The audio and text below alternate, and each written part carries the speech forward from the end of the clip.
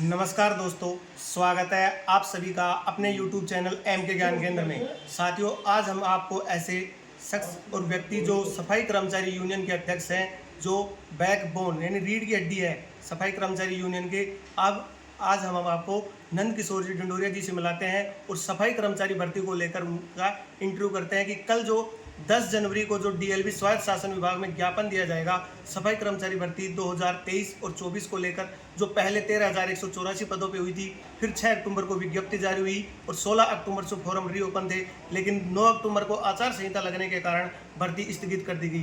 पहले कांग्रेस सरकार थी, फिर 4 दिसंबर को राजस्थान में आचार संहिता जैसे हटाई गई, फिर प्रधान जी के द्वारा 5 दिसंबर को ज्ञापन दिया गया, लेकिन स्वायत्त शासन विभाग के द्वारा कोई कार्रवाई नहीं हुई। फिर 20 दिसंबर को इनके द्वारा ज्ञापन दिया गया, तो 7 दिन का अल्टीमेट था। उसके बाद जो सीएम आवास से इनको 10 सदस्यीय कमेटी बुलाई गई, लेकिन उसका भी कोई रेस्पॉन्स नहीं मिला। और फिर 4 जनवरी को जो मीटिंग रखी गई थी, उस मीटिंग के बाद इनका अंतिम और लास्ट प्रदेश व्यापी जो आंदोलन रखा जाएगा। कल 10 जनवरी को जो डीएलबी में ज्ञापन दिया जाएगा, तो जितने भी मेरे यूट्यूबर हैं, जो भी जहाँ भी जिस भी जिले से जुड़ रहा है, उन सभी से मेरी अपील है कि अभी आपको बताया जाए कि किस एड्रेस पे आपको आना है, कितने बजे आपको आना है। सभी ज़्यादा से ज़्यादा संख्या में पहुँचे और जो भर्ती है 24,757 की, वो इतने की न करके इसको 30,000 की किया जाए और जितने भी वाल्मीकि समाज हैं सभी को यहाँ पे नौकरी मिले, हर घर में हर परिवार में नौकरी मिले। तो सर, मैं आपसे भर्ती के बारे में पूछना चाहता हूँ कि कल जो भर्ती को लेकर आप ज्ञापन दे रहे हो, तो उसमें आपका क्या रहेगा?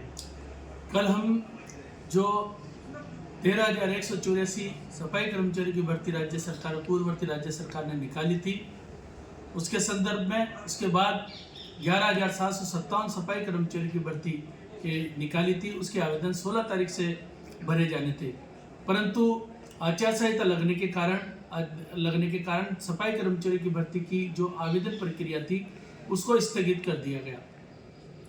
आचार संहिता हटने के पश्चात हमने निदेशक स्थानीय निकाय विभाग को 5 तारीख को ज्ञापन दिया कि आचार संहिता हट गई है, कृपया करके भर्ती की प्रक्रिया प्रारंभ की जाए। तत्पश्चात हम सूबे के मुख्यमंत्री माननीय भजन लाल जी शर्मा साहब से मिले, उनको ज्ञापन दिया। मुख्यमंत्री साहब ने हमको आश्वासन किया था कि सफाई कर्मचारी की भर्ती की पत्रवाली को दिखवाकर उसका परीक्षण करवाकर अतिशीघ्र सफाई कर्मचारी की भर्ती की प्रक्रिया प्रारंभ की जाएगी।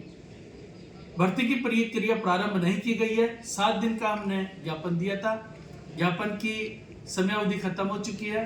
समयावधि खत्म होने के पश्चात चूंकि जयपुर शहर में माननीय प्रधानमंत्री जी नरेंद्र जी मोदी जी का कार्यक्रम था, इस कारण हमने जो सफाई कर्मचारी की भर्ती के ज्ञापन के पश्चात जो कार्रवाई की जानी थी वो प्रक्रिया स्थगित कर दी थी। और कल दिनांक 10 जनवरी 2024 को हम पुनः 3 दिवस का ज्ञापन प्रस्तुत कर रहे हैं। अगर सफाई कर्मचारी की भर्ती की प्रक्रिया प्रारंभ नहीं की गई तो जयपुर शहर सहित संपूर्ण राजस्थान में सफाई कर्मचारी आंदोलन की ओर अग्रसर होंगे, जिसकी समस्त जिम्मेदारी प्रशासन की होगी, राज्य सरकार की होगी। सर, आप एड्रेस के बारे में बताएंगे, पता कि कल आप कहाँ पे इकट्ठा हो रहे हैं जो ज्ञापन देंगे डीएलबी में? सर, आप कल जो हम ज्ञापन देंगे वो आइनॉक्स सिनेमा हॉल है, 22 गोदाम पुलिया के पास, वहाँ से एकत्रित होकर हम लोग डीएलबी स्थानीय निकाय विभाग निदेशक महोदय को ज्ञापन देंगे। और अगर 3 दिवस के अंदर अंदर हमारी भर्ती की प्रक्रिया प्रारंभ नहीं होती है तो जयपुर शहर से संपूर्ण राजस्थान में हड़ताल की जाएगी, कार्य का बहिष्कार किया जाएगा, आंदोलन किया जाएगा और किसी भी तरीके से हो सफाई कर्मचारी की भर्ती की प्रक्रिया प्रारंभ होनी चाहिए।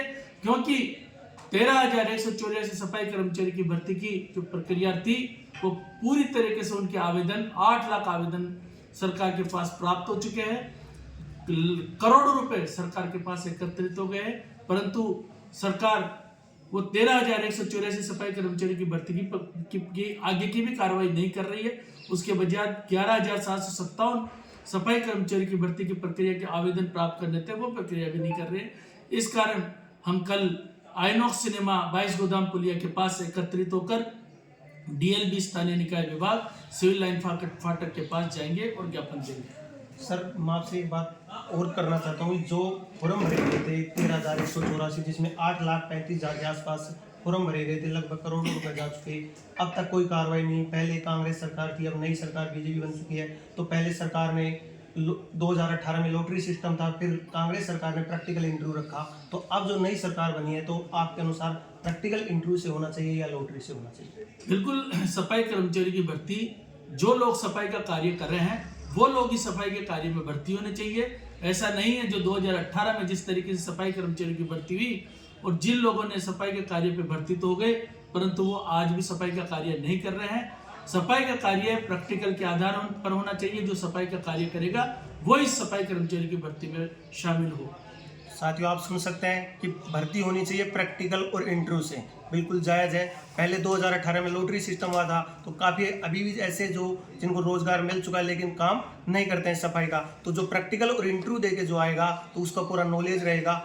अब मैं एक प्रश्न लास्ट आपसे करना चाहता हूँ कि जो सफाई कर्मचारी भर्ती में जो अनुभव प्रमाण पत्र था, उसको लेकर काफ़ी अटकलें भी आ रही थी, इसका निजी संस्थानों का उनका लगे, तो आप इसके बारे में क्या कहना चाहते हो? सफाई कर्मचारी के जो अनुभव प्रमाण पत्र है, जिन लोगों ने पूर्व में कार्य किया है, नगर निगम, नगर निकाय, नगर परिषद, उन लोगों को प्रथम वरीयता मिलनी चाहिए, उन लोगों को प्रथम प्राथमिकता मिलनी चाहिए। क्योंकि किसी भी संस्था में, किसी भी विभाग में देख लीजिए, अगर सफाई कर्मचारी कोई भी पद की भर्ती होती है तो उस भर्ती में जो पहले काम करते हैं उनको बोनस अंक दिए जाते हैं, उनको प्रथम वरीयता दी जाती है, उनको प्राथमिकता दी जाती है। उसी तर्ज के ऊपर ये जो सफाई कर्मचारी की भर्ती है उसमें भी इनको प्रथम वरीयता दी जानी चाहिए। चाहे वो किसी भी समाज का कर्मचारी हो जिसने पहले पूर्व में कार्य किया, उसको प्रथम अनुभव के प्रमाण पत्र को वरीयता देनी चाहिए। आप सुन चुके हो साथियों कि जो अनुभव प्रमाण पत्र था उसमें जो इन्होंने भी काम किया पहले नगर निकाय संस्थानों में, उनको पहले बोनस अंकों के आधार पर क्या देनी चाहिए, प्रायोरिटी, और उसके बाद जिन्होंने स्कूल या प्राइवेट जिन्होंने काम में नहीं किया और बनवा कर रखा है अपना अनुभव प्रमाण पत्र, उनको बाद में वरीयता देनी चाहिए। और एक तरह से ये जो मांग है ये इनकी जायज़ भी है। यानी जो काम कर रहे हैं, जिन्होंने 8-10 साल से 10-12 साल से जो काम कर रखा है और उनको अगर वरीयता नहीं मिलेगी, जो 1-2 साल का बनवा के रखे हैं और जो जिन्होंने काम में नहीं किया, तो उनको प्रायोरिटी में पीछे रहना चाहिए और पहले जो प्रथम प्राथमिकता है वो उनको मिलनी चाहिए, नगर निकाय वालों को। तो आप हमारे चैनल के बारे में क्या कहना चाहते हो कि आगे जो भी अपडेट रहेगी वो? मैं आपके चैनल के माध्यम से सभी से निवेदन करना चाहता हूं कि कल ज़्यादा से ज़्यादा संख्या में पधारने की कृपा करें और यूनियन को बल दे। सफाई कर्मचारी की भर्ती में जो जिस तरीके से प्रशासन अपनी हठधर्मी कर रहा है, उस हठधर्मी के खिलाफ हमारा साथ दे, हमारा सहयोग करे। और जितने भी जो आपके चैनल के माध्यम से जो यूट्यूब देख रहे हैं उनसे मैं निवेदन करना चाहता हूं, ज़्यादा से ज़्यादा आपके चैनल को सब्सक्राइब करें, आपके चैनल को आइकॉन बटन दबाएं और जितने जो देख रहे हैं उनसे सबसे मैं निवेदन करना चाहता हूं, कल ज़्यादा से ज़्यादा संख्या में पधारने का कष्ट करें। साथियों, आप सुन चुके हो, कल जैसे ही 12 बजे जो लाइव अपडेट रहेगी वो आपको चैनल के माध्यम से अपडेट किया जाएगा। और जो आइनॉक्स सिनेमा जो 22 गोदाम पुलिया के पास रहेगा, DLV में जो ज्ञापन दिया जाएगा वो आपको चैनल के माध्यम से लाइव अपडेट। और आप अगर घर बैठे ही अगर आप चाहते हो कि भर्ती कंप्लीट हो, तो ऐसा कभी संभव नहीं है। अकेला चना कभी बाहर फोड़ नहीं सकता। आप भी अपने घर से बाहर निकलें और जो कल ज्ञापन दिया जाएगा उसमें ज़्यादा से ज़्यादा इकट्ठा होए। ठीक है, मिलते हैं नेक्स्ट वीडियो में नई अपडेट के साथ। तब तक के लिए धन्यवाद। जय हिंद, वंदे मातरम।